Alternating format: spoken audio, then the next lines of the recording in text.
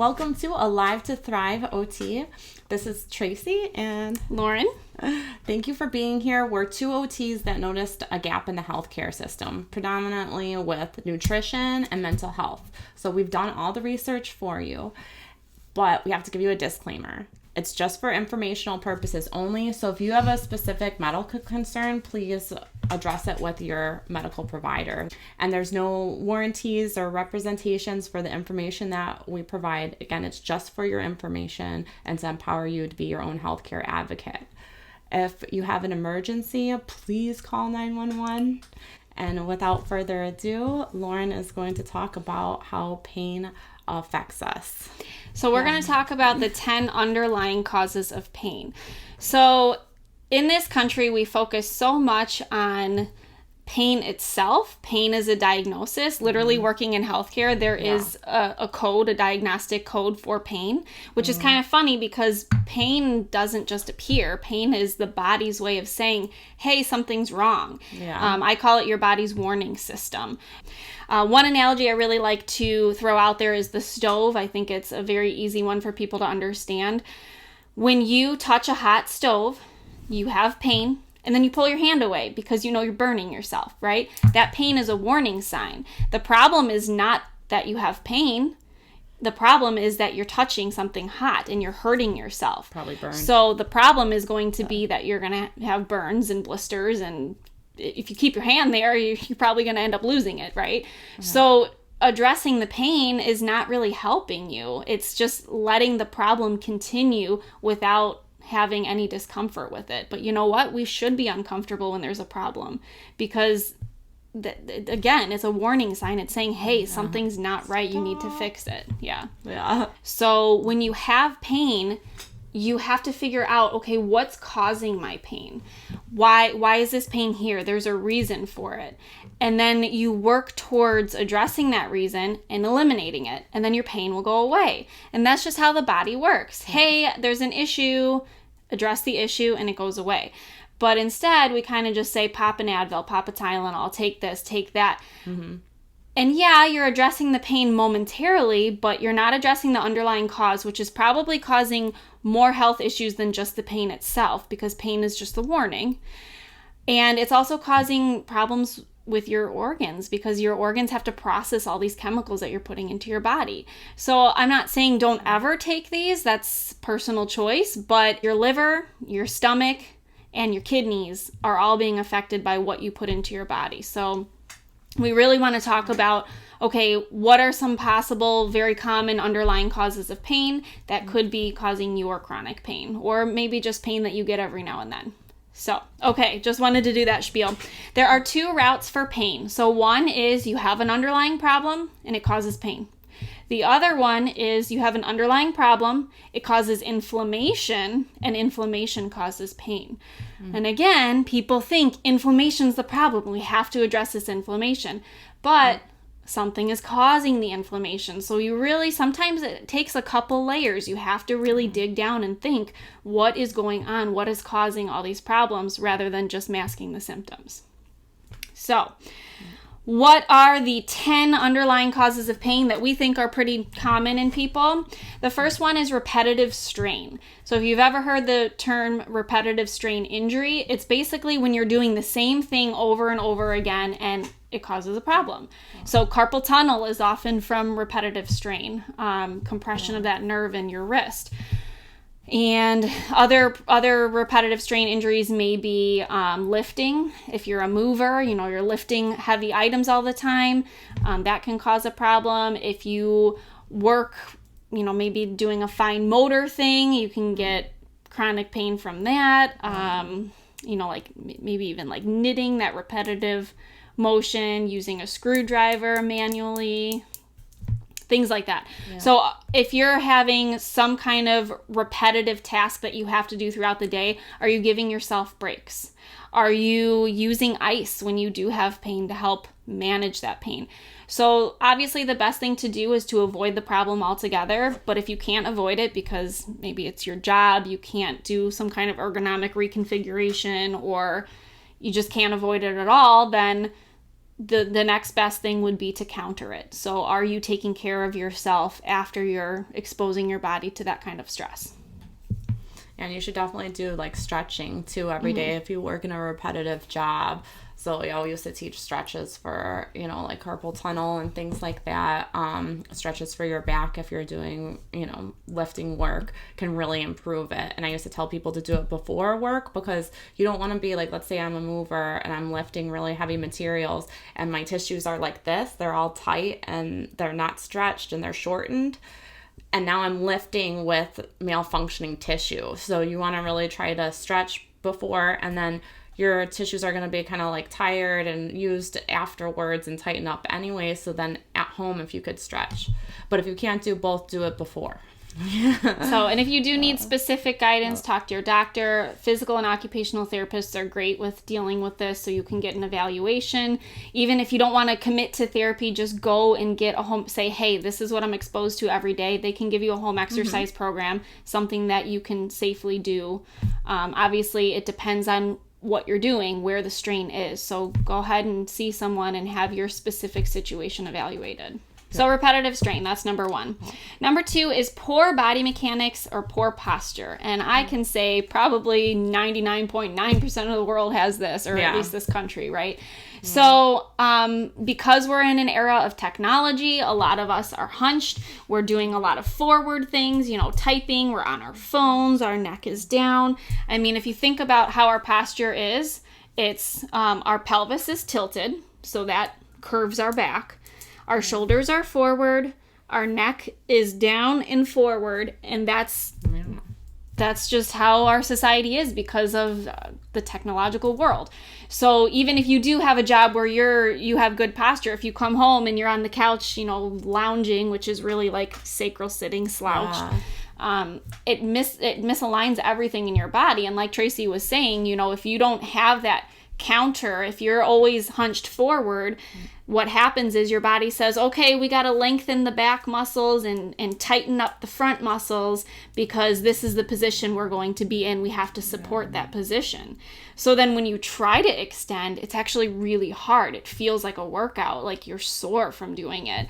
So you want to make sure, again, you're taking breaks from those activities, you're checking your posture. Everything comes from your pelvis. So think, is your pelvis tilted? Is your pelvis tilted in a way where you're slouching? Or are you sitting on top of what we call our sits bones? So those two bones under your butt cheeks. Are you sitting on top of those or are you sitting behind those? You want to sit on top of those. And then the rest of your posture kind of follows your pelvis. And then again, shoulders back. And a chiropractor told me one time, like, a good trick is just to, like, push yourself all the way back in your work chair or whatever chair you're in. So, and that kind of helps automatically position your pelvis in the more correct and ergonomic position. Yeah. And then another thing with posture is compensation. So, if you are doing things that require a lot of heavy lifting and you're working beyond your physical capability, I mean, we all have limits, right? I am only so strong. So in my job, my biggest thing when I was working was I had to tell myself, like, I can't do this. I need help. And that's okay. You feel like a failure. Like, no, I have to be able to do this. I have to exert 100% force. I think working out to 100% is very dangerous because what happens, I mean, think about if you're trying to lift something, like if you're lifting a weight straight up in the air, keeping your shoulder down, arm goes up, whatever. If you're lifting something that's beyond your physical capability, you're going to start to do like all these weird things because your body's like, I have to do it. And it's going to elicit whatever muscle it needs to and whatever weird body mechanics it needs to without you even realizing, unless you're really paying attention. And then the next time you go to do that activity, whether it's hard or easy, muscle memory. Your body says, oh, I remember when I did all this weird stuff, it was easier. So your body's going to automatically do that. And then it becomes a habit. And then it becomes the way your posture naturally is. And then you're doing all these weird torques on your body and causes inflammation. It causes pain. It causes chronic issues. Causes pop discs in your back. I knew somebody that was doing deadlifting and they wanted to keep upping their ante because they were really ambitious. But then they would strain their back so bad that they would be out for a month, and their girlfriend had to take care of them. So I told this person, you really need to like do a weight where you can maintain like appropriate deadlifting position. So like your back should be in alignment, and you shouldn't be slouching that much when you're doing it and lifting with the legs, you know. So. And when you are sitting on the couch watching TV, or you're on your phone, or you're working at a desk, take breaks. Like schedule breaks. Set an alarm on your phone. Yeah. Get up, stretch, work on extension. Again, like Tracy says, do the opposite of what position that you are in. And again, if you need more help and guidance, consult a physical or occupational therapist. Talk to your doctor about an evaluation. So that is number 2. Number 3 is issues with your feet or your footwear. So we ignore the feet, but I mean, our feet are like our foundation, literally. We stand on our feet. We walk on our feet. We need our feet. Yeah. So if you have an issue with your foot, you know, if you're flat-footed, that's basically saying that you're pronating. So your feet are actually turned in more. So that puts strain on your ankles. But, you know, it's like the song, you know, your feet bones are connected to your ankles, and you're connected to your legs, connected to your hips, connected to your pelvis. Again, is if your pelvis is not aligned, nothing else can be aligned properly or work properly. So everything stems from your feet. So get your feet evaluated if you have a problem. Shoes, everyone always says, wear a good shoe with a lot of support. That's not me. I don't believe in that at all. My son is barefoot 99% of the time. We use shoes for protection against you know, like glass and needles and, you know, whatever's out in the community. We don't wear shoes around the house. We don't wear shoes on our driveway or in our grass. Because if you think about it, if you're putting yourself in a very supportive shoe, what are your muscles doing? Oh, yeah, that's true. High tops used to be really popular for kids because, they provide so much support. But then you're teaching their ankles, like, you don't really need to do any work because these shoes are going to do it for you. Oh, wow. If you have, you know, just a typical foot. And obviously people have issues where they need orthotics and things like that. And that's fine. But just the standard person with no health issues, normal feet, typical feet, whatever, I don't recommend shoes with big insoles or, you know, anything like that. If you're going to be on your feet all day and, you know, for comfort reasons like that, if you need it, that's one thing.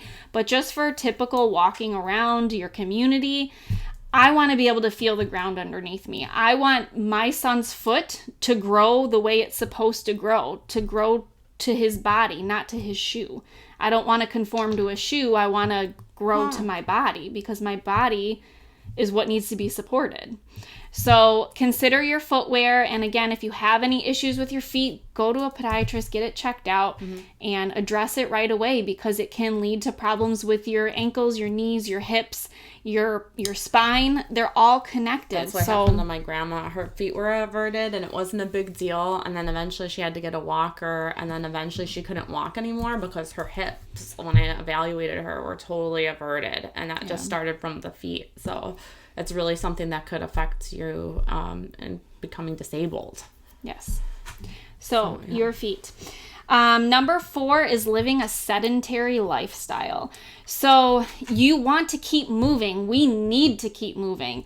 Back in the day when we were, you know, living off the land, I think it was, how many squats did we do a day? It was like a crazy amount. It was definitely over 100, just because that's what we needed to survive. And those bodies were healthy and intact. And, you know, unless there was a significant injury or infection or something that happened, people were typically pretty healthy and their postures were great, and they didn't have these issues that you see today. So, you know, when you're sedentary, one, you end up slouching. So again, your posture. But 2, you know, the less that you use a muscle, the weaker it's going to get. And the weaker the muscle gets, the less support it provides. We have this like false idea that our bones are our posture. That doesn't even make sense. Our bones, yes, they They're there, they help us, they support us, but our muscles are really what does the supporting. So if your muscles are not strong, or if they're not in proper alignment, you're working one side, not the other, if you have a strain, a tear, whatever, that's all going to affect your posture, that's going to affect your strength, it's going to affect everything. So don't rely on your bones, because we don't want our bones to be our support. One good example of that is if you have really poor strength in your trunk, your transverse abdominis, what happens is your body's like, oh my gosh, I need to hold myself up. So then your spine starts to fuse, where your bone, each disc of your spine is supposed to be able to move. So if you bend forward, you can see everything kind of bending. But if that fuses because you need support, now you're not as mobile. And when you're not as mobile, then it causes problems with pain, because if your joints aren't moving freely, it hurts.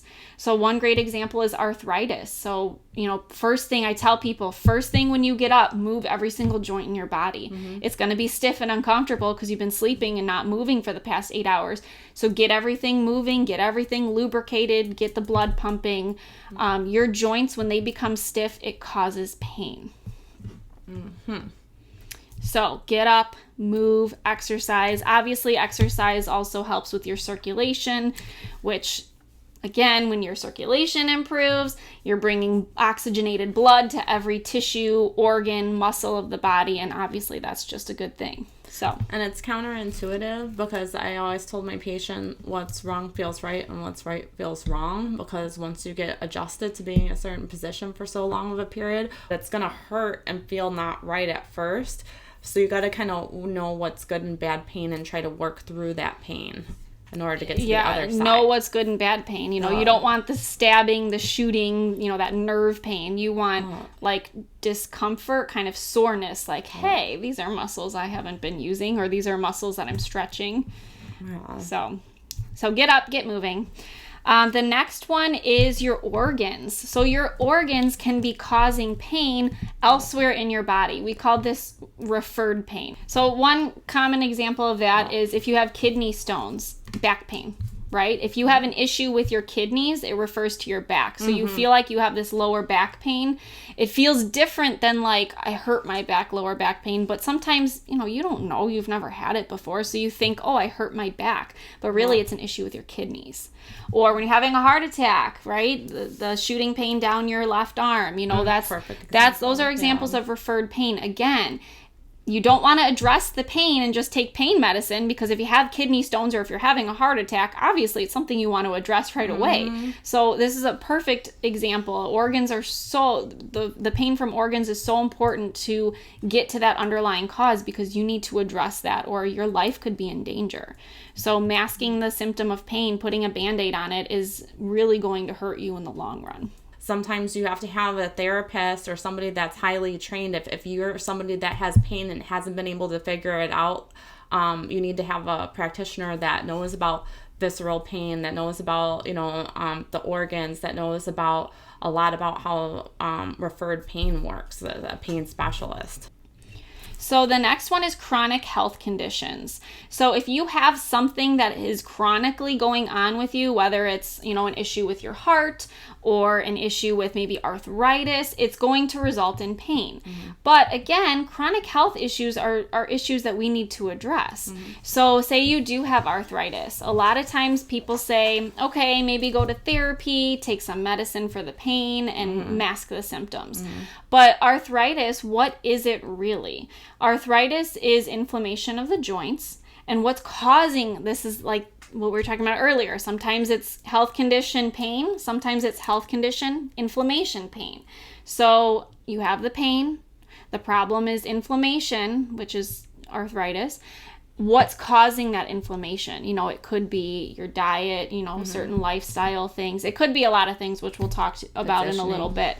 But again, if you're just addressing those symptoms, it's something you're going to have to deal with forever. And a lot of chronic health conditions are chronic because we're not addressing them properly. Sad. Is because we're masking the symptoms rather than trying to fix the underlying cause. Diabetes is reversible. Arthritis, maybe Some people can reverse it 100%. Some people can just improve it, but it doesn't have to be something where you're deteriorating. Which everybody dementia, even dementia, is reversible on a lot of instances. To a certain point. There are 7 stages of dementia, and the only ones that aren't reversible are 6 and 7. So most stages of dementia where you're like noticing like, hey, this person definitely has dementia, you could reverse it at that point. Sometimes so rather than diet. managing the symptoms, I mean, you want to manage symptoms while you're going through them because it's uncomfortable, but you also want to be addressing that underlying problem. What is causing your dementia? What is causing your inflammation? What is causing your pain? Yeah, they were finding out that it could be like a virus or something like that. I think for dementia, it could also be nutrient deficiencies. It could also, be like, my theory is like, sometimes when people retire, they're not very cognitively active. So when you're not challenging your brain very much anymore, your cognition declines. So it's important to keep cognitively active. I have taken courses and seen cases where dementia stages 1 through 5 were completely reversed with diet change. Wow. So processed food. That's huge. They found metal in baby food, like even baby food, organic baby food. So, metal, certain metals are neurotoxins. They damage the brain. And we cook with aluminum foil, and we expose ourselves to metals through a lot of different methods, which we won't get into, but deodorant with aluminum. Yeah, so a lot of it is lifestyle adjustments that we can be making. So same thing with cancer. A lot of cancers have been cured with diet, very specific diets. We know a great dietitian that develops a personalized meal plan based on your specific type of cancer. So these are all things that, again, chronic health conditions don't have to be degenerative. They don't have to necessarily be death sentences. There are things that you can be doing to improve if you get to the underlying cause, because you can always dig deeper. And that's always my recommendation. Dig deeper. What is going on underneath the surface? So that is a big one. The next one is scar tissue. So if you had an injury in the past, your body builds up scar tissue. It just happens. And a lot of times what happens is your body wants to go into fetal position after it gets hurt. Closed hands, flexed wrists, bent elbows, fetal position, bent knees. So if you have like a knee replacement surgery, that knee just wants to bend and curl up and die, right? So you want to do things that counter that. And it's painful. It's going to be painful, but again, working under the supervision of a therapist, it's something that you really need to do, because if you are not in alignment, we call it neutral. So like your wrist in neutral, this is neutral. 0 to 30 degrees is actually neutral for the wrist. But if you're in a position where you're like this all the time, you're going to develop scar tissue, or after you get injured, if you're like that, you're going to develop scar tissue, pain. It's uncomfortable for your body to not be in neutral for extended periods of time. So again, like what we were talking about with body mechanics and posture and things like that, scar tissue can break that neutral, but it can also do things like cause inflammation or take up room and compress your nerves. Yeah. And nerve pain is something that's really, really uncomfortable. So if you have scar tissue, you can feel it. It feels gritty and hard, dense, and weird. Like it feels like something's not right. So if you have scar tissue, find a really good therapist to help you break that up. Obviously, the best thing to do is prevent it. So if you do have an injury, go to your therapist. Sometimes it seems like, all they're doing is massaging me, like I can do this at home, blah, blah, blah, whatever, and you don't go. But then you develop the scar tissue and you're like, maybe what they were doing is really helpful. So trust your therapist, go see somebody, try to get it worked out. And the scar tissue prevents circulation from going through, okay? So like the nerve is on top of the muscles, and then all the vessels are there. So if you have all this extra tissue that's crossing and maladaptive, you're getting pressure on the nerve, which causes pain, and you're not getting circulation, which is not allowing proper regeneration. And then you have this horrible pain cycle. Yes. So, yeah. So, scar tissue. Number 8, this is getting into a little more abstract stuff that applies to everybody. Number 8 is environmental toxins or chemical stressors. So there are things in your environment that are not good for you that can cause inflammation. And again, problem, inflammation, pain. So the problem is, the air fresheners that we're using, the food that we're consuming, the lotion we're putting on our bodies. I know recently in the news they were talking about sunscreen and how the chemicals in sunscreen absorb into your bloodstream and cause problems. Yeah. That's anything you put on your body. I don't know why the focus was just sunscreen, because literally when you eat something, your gut is designed to kind of handle some of that tough stuff and not send it into your bloodstream, or send like a very small amount to your bloodstream.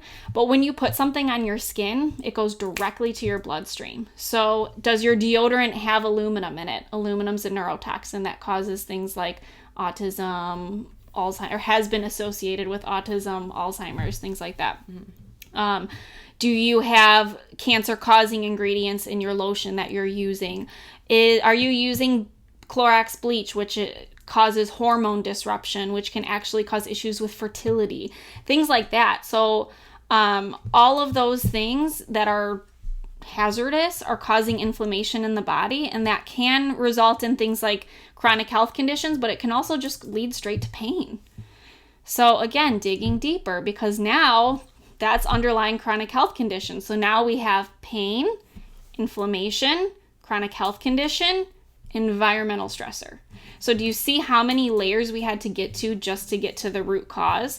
Where if you're just stopping at symptom, it could be something as simple as switching out the products you're using to help alleviate your pain. And I know a lot of people who deal with chronic pain, people with fibromyalgia, chronic pain syndrome, they basically say, we don't know what's causing it. Here's some medicine. That's our solution. Or they tell you you're crazy. Or people who have MRIs and it shows up with nothing. Well, your pain has no physiological explanation, so it mustn't be there.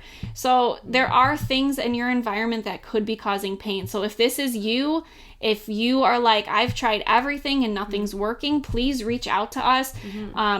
At the Lyman Effect, my company, we work with detoxifying your life, whether that's physically, emotionally, chemically, whatever, to try to alleviate chronic health issues for people who've been struggling for a long time and can't find a way out. That's a lot cheaper than like going for years to the doctor if you haven't been getting answers. Yeah. And I know people think like, oh, organic is so expensive and stuff. There are some things that I use that, like I bought this concentrate of Thieves household cleaner for $20. I've had it for 2.5 years and I'm not even halfway through it. And I use it to clean my counters, my floors, my glass, the toilets. Like I use it for everything. It's pretty much my only cleaning product. So it doesn't have to break the bank. And I think this is a misconception of healthy products.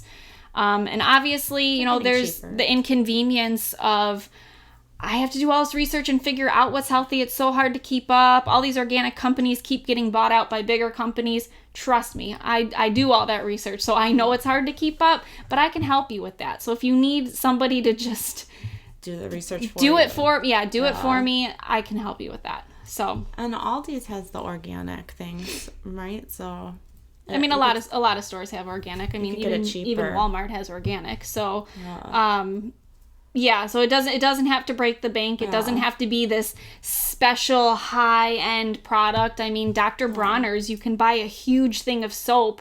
I've had it for years and I haven't been through it all. So it doesn't have to be expensive. And you can make your own too. So there's a lot of options, but if you think environment is definitely contributing to your health problems, give me an email, give me a call. We can work that out. So number 9 is emotional stressors. And this can be acute, like current come and go stress. It can be chronic stress. It can be past or present. Mm-hmm. So this encompasses a lot. And this is another thing I work with all of my clients on, because emotions affect our physical health, and it's something that we don't pay enough attention to. You go to your doctor and they'll do like a depression screening or something, but they don't really dive into, you're like, oh, I'm not depressed. They don't really dive into emotions. So the thing about emotions is They cause physiological reactions in the body. And I'm not going to get into it because we have a lot of podcasts on it that you can refer to. So, type in emotions and things will come up. But they can cause inflammation and it can cause pain. If you have chronic stress, if your body's in a chronic fight or flight state, it causes all these issues with elevated heart rate, circulatory issues, digestive, fertility, all cognitive, a lot of problems. And that can lead to, obviously, pain. Chronic health issues can lead to pain. If you have past emotional trauma that has never been addressed or has been addressed with maybe psychotherapy or some kind of cognitive therapy, again, physiologically, we feel pain in our nerves. We feel emotional pain in our nerves, and it's stored there. So there are different techniques that can release that pain. And we're going to post another podcast next week about those 4 different techniques that Tracy's really researched. I'm working on getting certified in one of them. So, your body needs that physiological outlet for emotional pain, emotional trauma. So if trauma is something that you have experienced in the past and you have unexplained pain, it could be that you just need that right emotional outlet. You need a physical outlet for your emotional pain. It sounds crazy, but watch our podcast next week and we'll talk more about it. We also have talked about how Reiki can also help with emotional pain. I'm getting certified for my Reiki level 3.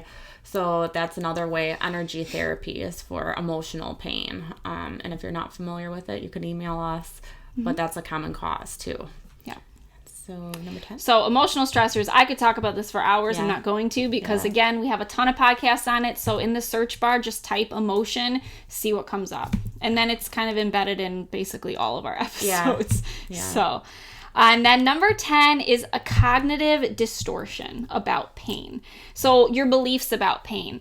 If you have a health issue and you have pain and you say, I'm always going to be in pain, this is never going to go away, then you're always going to be in pain and it's never going to go away because your mind is so powerful over your body. So believing that something is going to work, it's called the placebo effect, and it can be just as effective as a lot of treatments out there.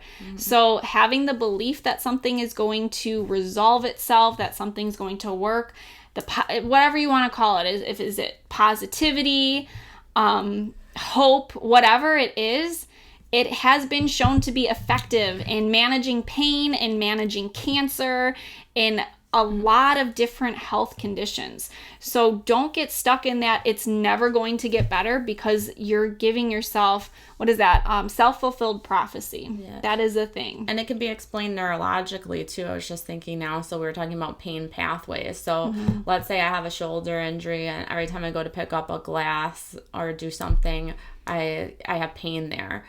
And if I have the belief, even though I'm going through therapy, even though my therapist says I'm getting better, that this is never going to get better, so there's a pain pathway that goes from your brain to the shoulder or wherever you have an injury. And when you have repetitive things happening over and over again, it creates this negative loop. But if you add to it by being this is having really negative emotions associated with doing something with the arm, it's going to create that loop even further and ingrain that into your neurological system.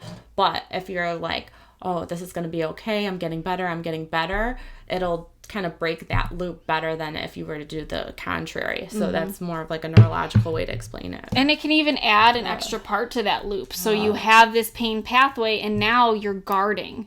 So guarding can cause pain because guarding is basically tension, and we know that tension causes pain. So if you're I'm going to pick up this glass, it's going to hurt. You're and that's painful, right? You're tensing up every muscle in your shoulder, and it hurts. It's painful to watch people do that. And then the last thing to remember about pain too is that it's like a delayed effect. So if you do get therapy, sometimes the problem may have been fixed, but it takes a little while for the brain to realize oh, hey, this isn't so bad after all, So what Tracy was talking about with that pain pathway, it takes a while for your brain to catch up with your body. So don't give up. Just keep doing what your therapist tells you to do.